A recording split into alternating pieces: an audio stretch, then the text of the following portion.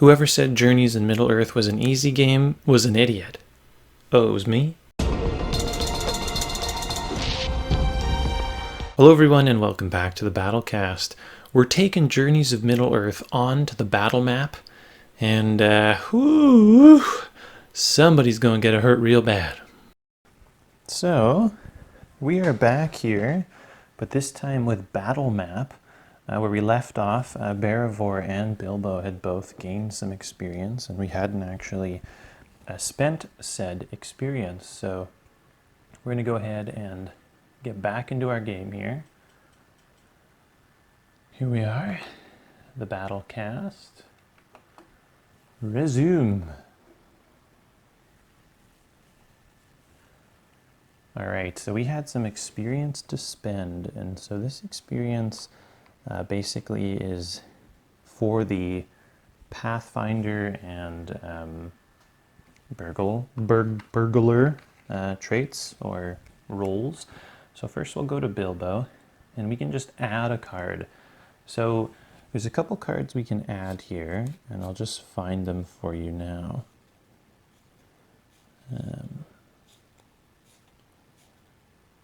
Okay, so we can, for Bilbo, we can add the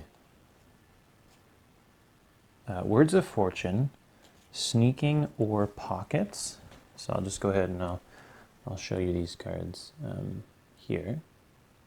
So first one we'll talk about is Words of Fortune. They're all the same cost. So when you or a nearby hero tests a wit, you may discard this skill to add a hit and scout 1, hide. Okay, so there's a lot going on with that card. Sneaking. While hidden, you do not provoke attacks. Hide and sprint 1. Trippy. And that's just what? Like that's just passive? While hidden, you do not provoke attacks. Hide, sprint 1.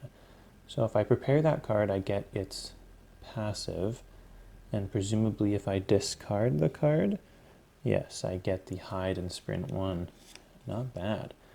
And Pockets, at the end of your turn, you may discard this skill to equip an unequipped weapon from the inventory.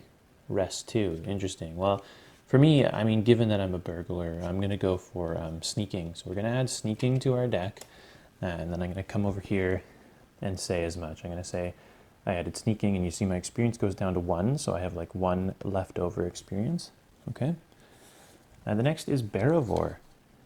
And so she... I just have to find the Pathfinder in here. There she is. So we get Word of Warning, Baited Trap, and Trail Sign. So, Word of Warning. When you or a nearby hero tests agility, you may discard the skill to add a success and scout 1 in sprint. And now she gets some benefits when she sprints. Baited Trap.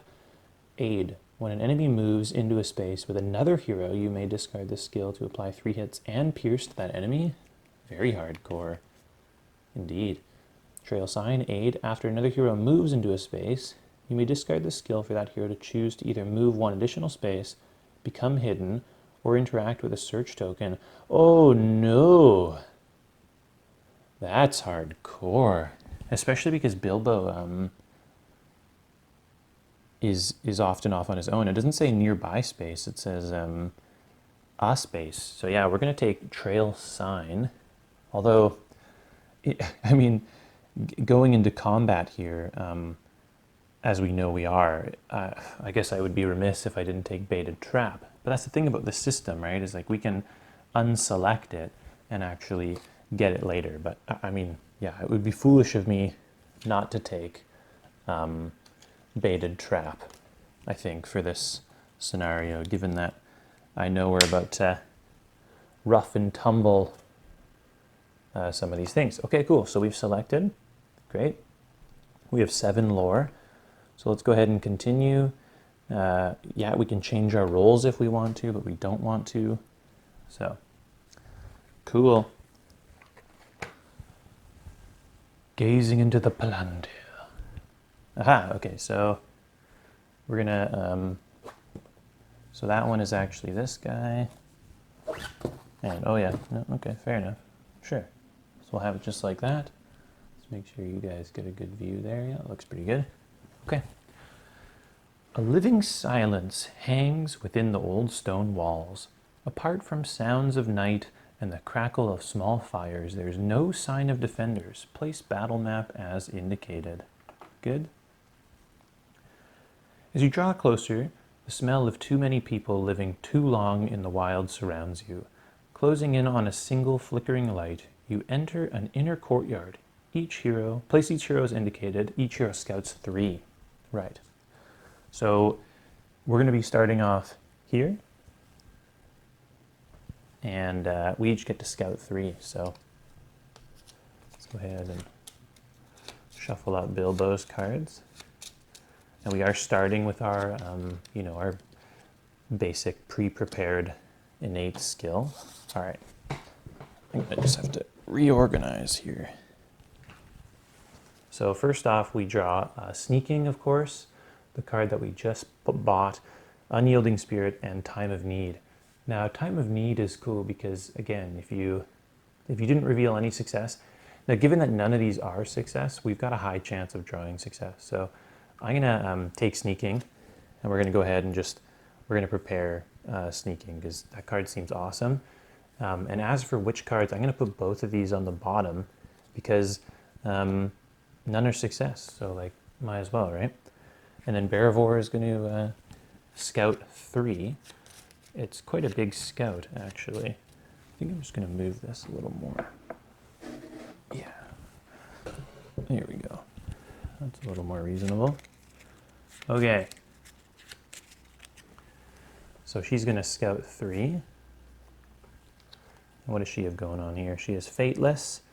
Fateless is an amazing ability, as I kind of found out last game. It's unique to her. And she can, it's sort of like the one we just drew for Bilbo, except, I'll just maximize my space efficiency here. Except she did, his said if you don't have any success, convert all leaf to hits, but hers is just straight up, just do that. As for these, again, kind of same rationale. I'm going to put them on the bottom because, none of them were success, so why not? Okay, so we've scouted. Okay, place the following terrain 2 bushes. Now, I'm actually unfamiliar with the terrain features and what the terrain stands for. So the first terrain is kind of going over here, and the next one is kind of in this one here, I believe. Okay, 2 bushes. Some walls. Good. No fortress is complete without. So it's trippy for me because I'm like doing it backwards, I guess. The angle is strange, but I think I'm going to get it. A fire pit and a boulder. Yeah, it makes sense to me. Fire pit in the middle, boulder just behind the wall. So I'm going to just quickly, I'm going to grab this rule book here, just because I'm sure there's some sort of interplay with these terrain features. I would love to throw someone in the fire. Okay, boulders are as follows. If a hero is in a space with a boulder token while performing a test to negate a melee attack and fear, you can convert 1 leaf to 1 success during this test without spending. Each boulder token can be used 1 time during each negate test that is performed by a hero. Very good. Okay. Bush. During the action phase, if a hero ends their turn in a space with a bush, they can perform a wit test. If the test produces at least 2 success icons, then the hero passes the test and becomes hidden. If the test produces fewer, nothing happens. It's not an action. If there are multiple bushes, you can perform a test per each. Okay, very good to know. And lastly, we have the fire pit. And you know what I'm just thinking? I wonder if I can just click on these bushes in here, and we'll just find that out. I don't see why they wouldn't. Fantasy Flight is pretty smart. in that regard, but since I have the book open, a fire pit says, when resolving an attack, if a hero is in a space with a fire pit, that hero can discard one card that has a leaf icon on it, Fate, that was revealed during the attack test to apply either a Pierce or Smite. If the skill card is discarded because of the effect of the fire pit token. Yeah, right. Okay. We're going to find out how smart Fantasy Flight is here. Okay.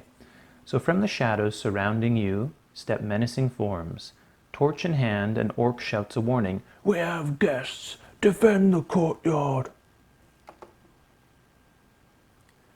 So place one orc hunter on the indicated space. I shall.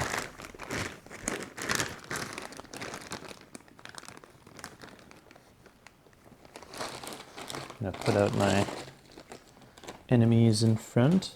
All right, orc hunter with a bow. What are you doing so far up? Oh, place an orc marauder on the indicated space. I see. He was ootin' a boot. Oh yes, yes, very different. So orc marauders over by the bush. A rusted old portcullis rattles closed behind your assailants, but beyond it you see others gathering their arms and courage. If you could jam the mechanism, it would slow down the reinforcements that come. Place a threat token as indicated. Right, so we've got ourselves a little spawn point here for the enemy. Obviously wise to stop that. On the other side of the ruin, a rude shelter has been erected, the largest structure you have seen. Its canvas door has been painted with a strange sigil, a twisted, jagged shape that is both foreign and familiar. Lore increased by 2. Place a search token as indicated. Okay, here we are over here. Search token. As your foes spring forward, you grit your teeth. These orcs from Mount Gram, and the armament of the thieves is beyond what you expected. A greater threat is at work here. You must find answers and quickly, for you have but moments before the might of this company is awakened and brought to bear against you. Objective updated, find the leader of the orc thieves. Right. So one thing I'm noticing about this game is it is very little to do with killing if that's not your objective. As much fun as it is to just go around and smash some orcs, if we don't do something with the portcullis, or more importantly, find our objective, I mean, at threat of 6, something happens here. We can see what it is. At threat of 6, the thieves are scrambling over the ruins, trying to flank you, so we're going to get flanked in about a couple turns, and we only have 26 threat to finish this thing, so let's keep that in mind. Secondly, let's see what happens if we click on a bush. Oh my goodness gracious, they're so smart. Fantasy Flight games. Love it. Love that. Okay. So here we are. Now Bilbo is extremely strong in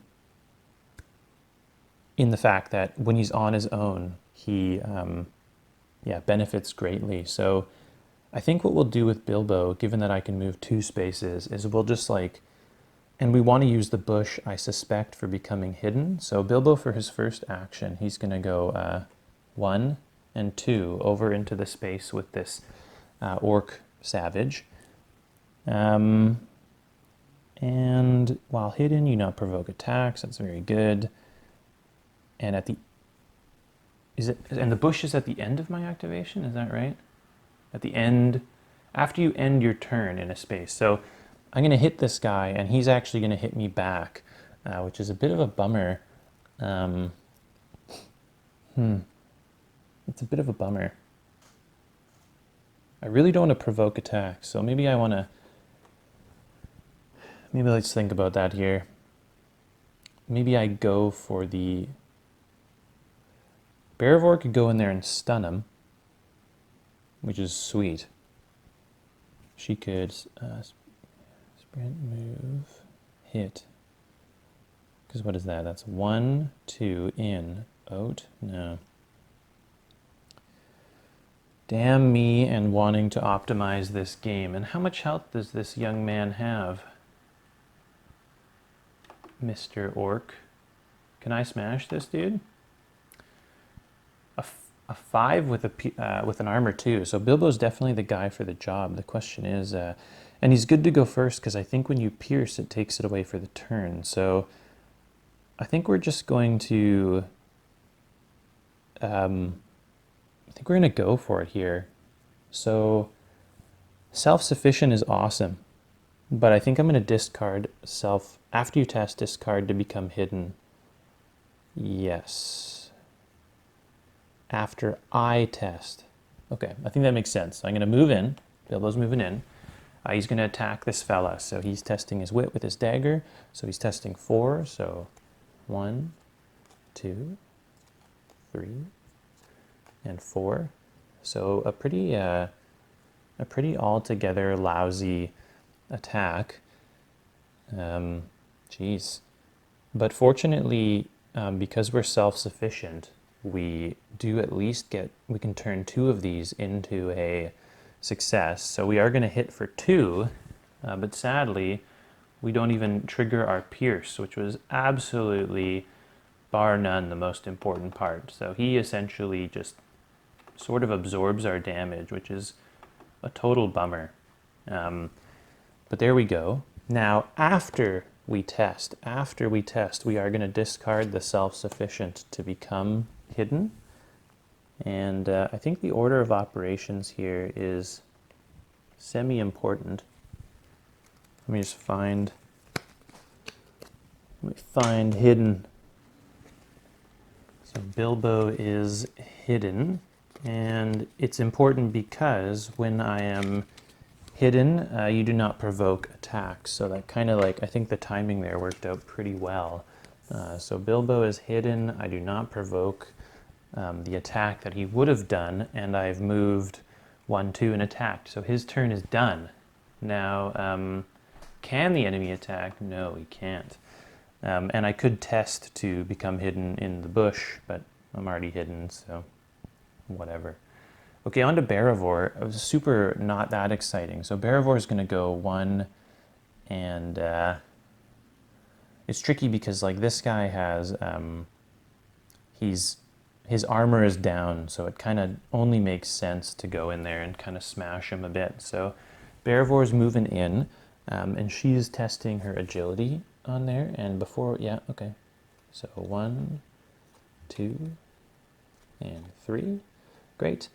And so I think, let's see, 3 hits does 5, yeah. So I'm going to go ahead and discard her Fateless ability, and the Fateless is going to make it so that all 3 of these symbols become successes, which means that she is going to hit with her staff for the 5 damage there and a stun. And I don't think this stun is particularly important here. Oh, look at that. So because I didn't pierce, his armor came back. I didn't know that.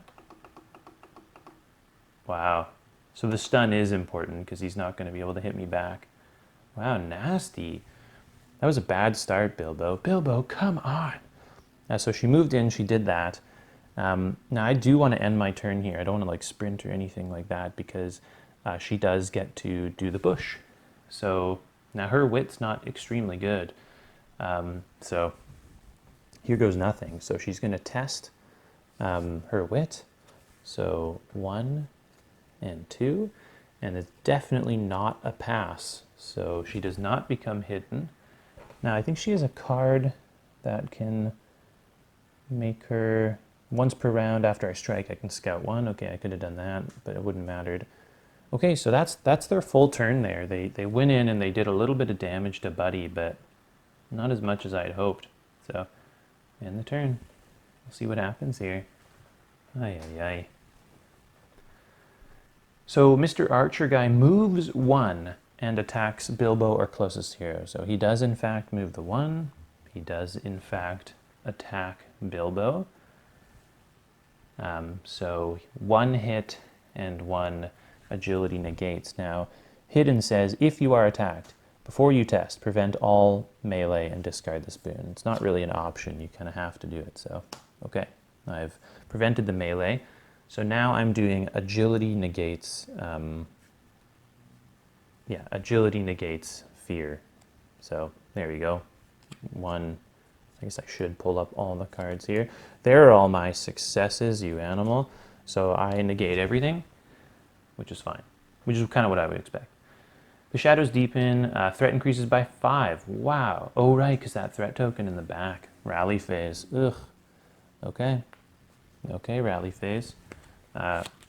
Reset and Scout 2. I'm feeling good about Bilbo laying into this orc guy, no doubt. Especially, you know, with the pierce and stuff. So let's try and find some successes here. So we're going to Scout 2 with Bilbo. Time of Need and Clever Wit. Now, Clever Wit gives us a default success when we test our wit, which we are when we're doing our melee. So let's just go ahead and do that, because at least we get one. We just need one more success. Beravor is going to do the same, Scout 2 here. So she is drawing Clever Wit and Undying Might. I don't think either of those I'm particularly interested in. Okay, so here we are. Now I would love for Bilbo to get up in this dude's biz, but yeah, and sprint provokes an attack. We're in a bit of a funny situation here. Bilbo can't really move through the archer because the archer is going to, when you move through the space, he's going to provoke an attack. But if Beravor leaves, she's going to provoke an attack. So it's kind of this awkward situation. But okay, so Bilbo's going to attack the dude. So he's going to test his wit. So 1, 2, 3, 4. Okay, well, there you go. So we absolutely dismantle that guy. That guy gets absolutely cut to ribbons thanks to Bilbo and his trusty dagger. Now, we had 3 successes, which is absolutely enough to do the pierce and the 2 hits. So we apply the pierce and it takes away his armor there, which is awesome. And there we go, he dies. Yep.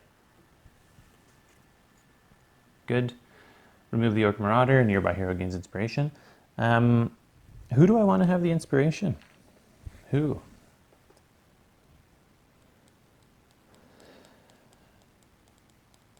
Yeah. I think I'll give the... Oh, you know what? I'll give it to Bilbo, and here's why. I mean, we have ourselves a little bit of a cool scenario. So that was 1 attack from Bilbo, and we'll give him the inspiration because it might come into play. And then Bilbo's going to discard Sneaking. So he discards this card, and he's going to get Hide 1 and Sprint 1. And so by discarding it, not only do I become hidden, but I get to push. So I push myself into the space with this orc archer. And it's not an action, so I actually have my action left to attack. So he'll attack again for 4. So 1, 2, 3, 4. And that's too bad Beravor is near me, or else I would get some bonuses. But I do, of course, have that Clever Wit. So I'm going to discard that wit to apply at least 1 success, which allows me to do 2 hits to this. 1 success on my dagger is 2 hits to that orc archer. So that's pretty good. Alas, no pierce. So really, it's kind of only 1. These guys are tough. Now he's going to probably provoke me back because I discarded my card to make that move. So yes, he can attack me. Now hidden is discarded, and I prevent all of the melee damage that he would do. And so here we are again, agility negates. And I think oh, look at that. I got my success. I didn't think I had any more left, but there you go. So I negate that terrifying. An orc fires several crude arrows at once. Their fletchings whistle through the air. How terrifying. Okay, so now we're on to Beravor. Now, Buddy actually can't respond now, because I guess he's done his 1 provoke. I guess elites can do multiple provoking attacks. So Beravor, of course, is going to... let's do the same with her. So we're going to discard Trailblazer. And Trailblazer gives her the old sprint here. So before I sprint with Beravor, I gain an inspiration. Okay, so good. She's going to sprint into the space. Once per round after you sprint, she can Scout 1. and it's Battle Trap. So we're gonna definitely prepare Battle Trap. That's dope. And then she's going to smash on this guy. So she hasn't used any actions yet. So first thing, she's testing her agility. So 1, 2, 3. So she gets a single success on this guy. And we could, of course, spend the inspiration to turn one of those into a thing to get 3 hits on him. I suppose so. Sure, why not? So we'll spend the inspiration. So we're going to do a total of 3 hits and a stun on this orc. So, yeah, he's got that armor again. Damn. Not bad. Not bad, Mr. Orc Archer.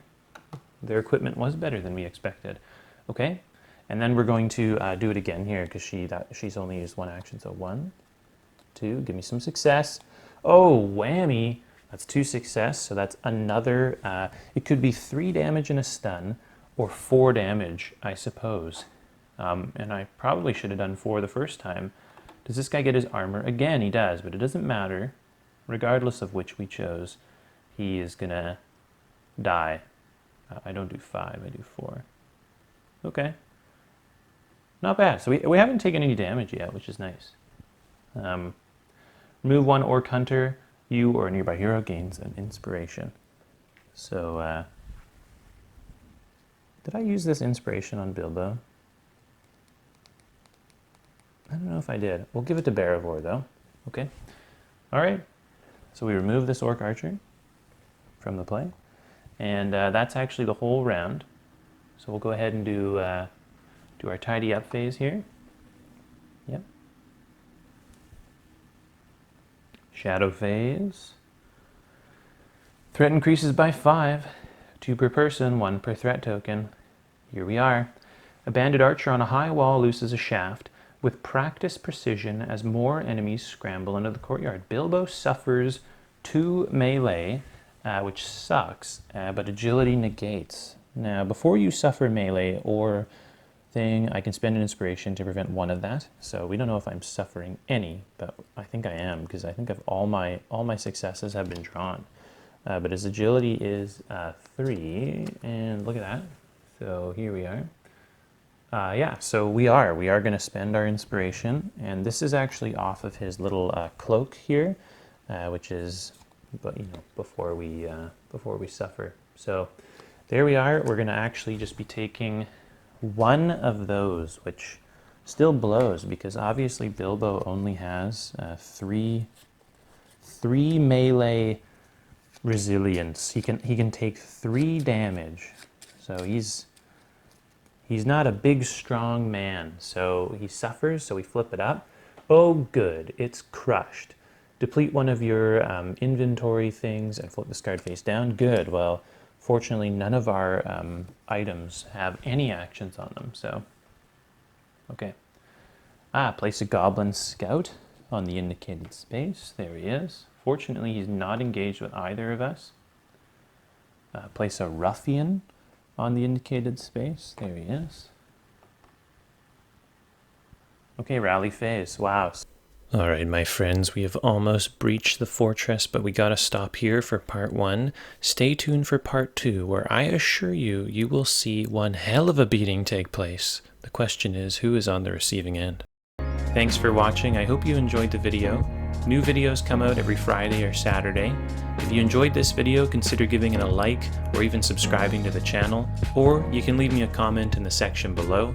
Until next video, I'll see you then. Thanks.